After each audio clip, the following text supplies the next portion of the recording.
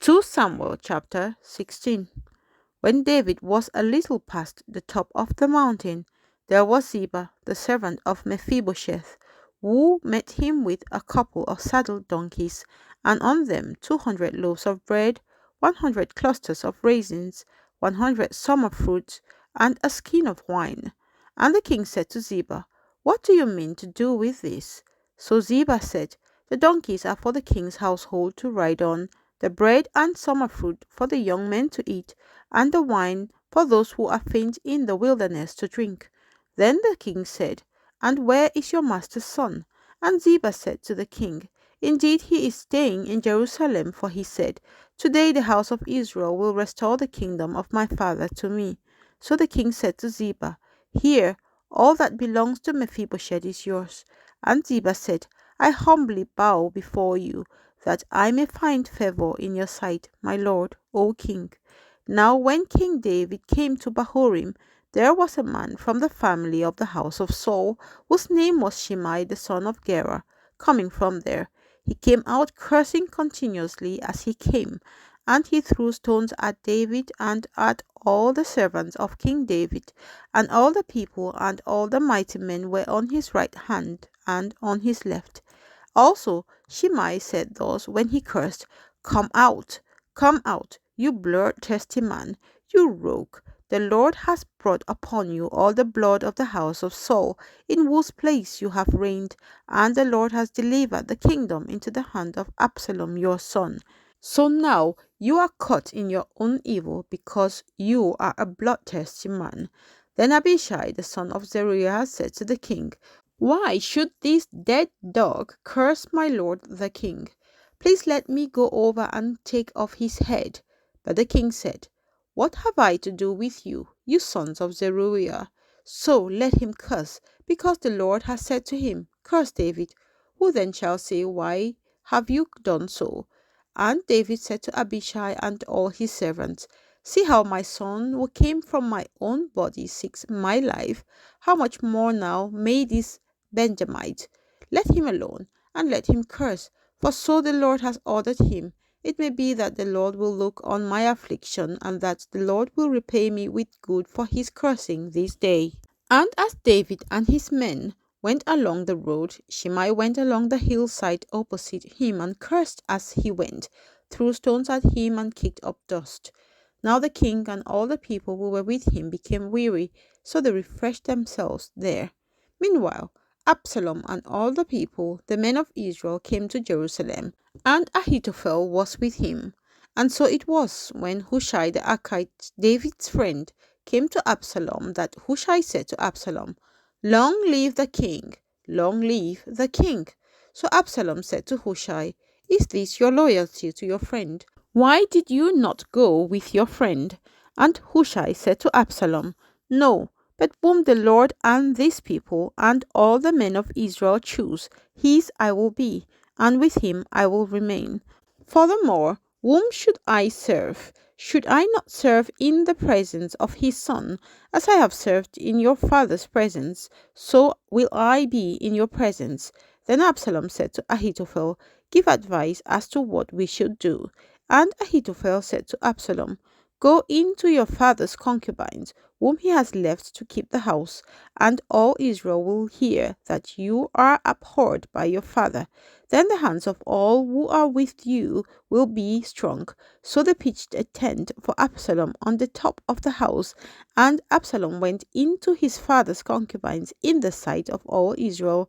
Now the advice of Ahithophel which he gave in those days was as if one had inquired at the oracle of God. So was all the advice of Ahithophel, both with David and with Absalom. 2 Samuel chapter 17. Moreover, Ahithophel said to Absalom, "Now let me choose 12,000 men, and I will arise and pursue David tonight. I will come upon him while he is weary and weak, and make him afraid, and all the people who are with him will flee, and I will strike only the king. Then I will bring back all the people to you. When all return except the man whom you seek, all the people will be at peace." And the saying pleased Absalom and all the elders of Israel. Then Absalom said, Now call Hushai the Archite also, and let us hear what he says too. And when Hushai came to Absalom, Absalom spoke to him, saying, Ahithophel has spoken in this manner. Shall we do as he says? If not, speak up. So Hushai said to Absalom, The advice that Ahithophel has given is not good at this time.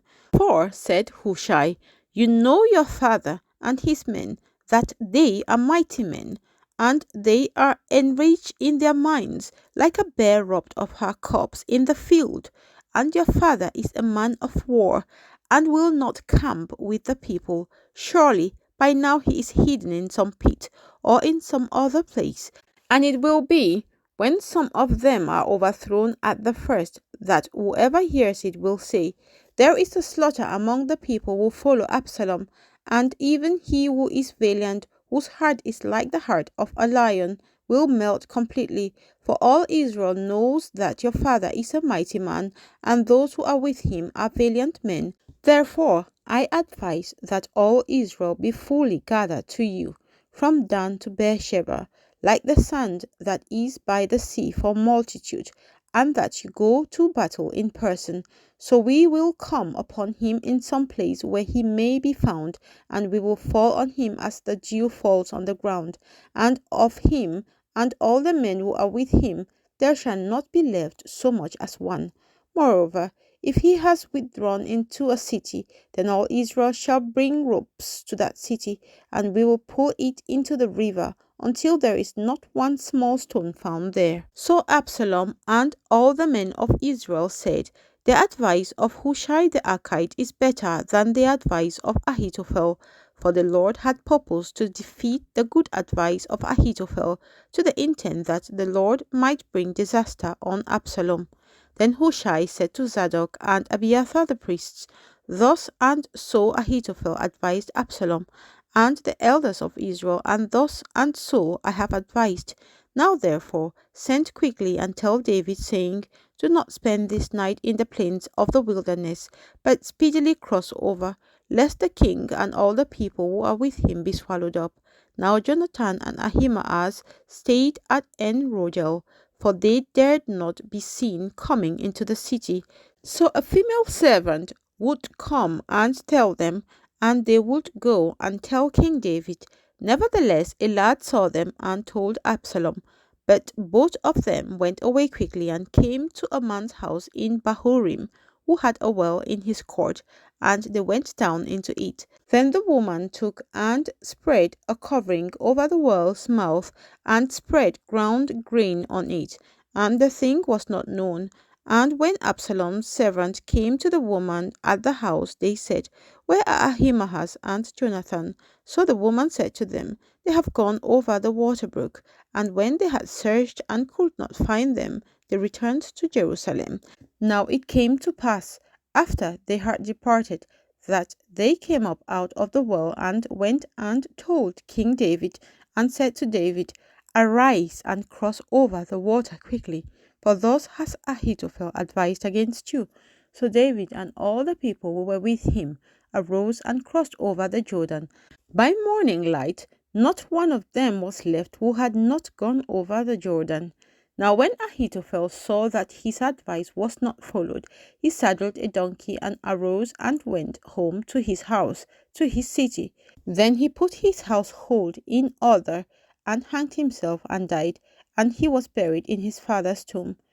Then David went to Mahanaim, and Absalom crossed over the Jordan, he and all the men of Israel with him. And Absalom made Amasa captain of the army instead of Joab. This Amasa was the son of a man whose name was Jethro, an Israelite who had gone in to Abigail, the daughter of Nahash, sister of Zeruiah, Joab's mother.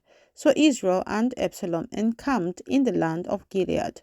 Now it happened, when David had come to Mahanaim, that Shobi, the son of Nahash from Rabbah of the people of Ammon, Machir, the son of Amiel from Lo Debar, and Barzillai, the Gileadite from Rogelim, brought beds and basins, earthen vessels, and wheat, barley and flour, parched grain and beans, lentils and parched seeds, honey and curd, sheep and cheese of the herd, for David and the people who were with him to eat, for they said, "The people are hungry and weary and thirsty in the wilderness."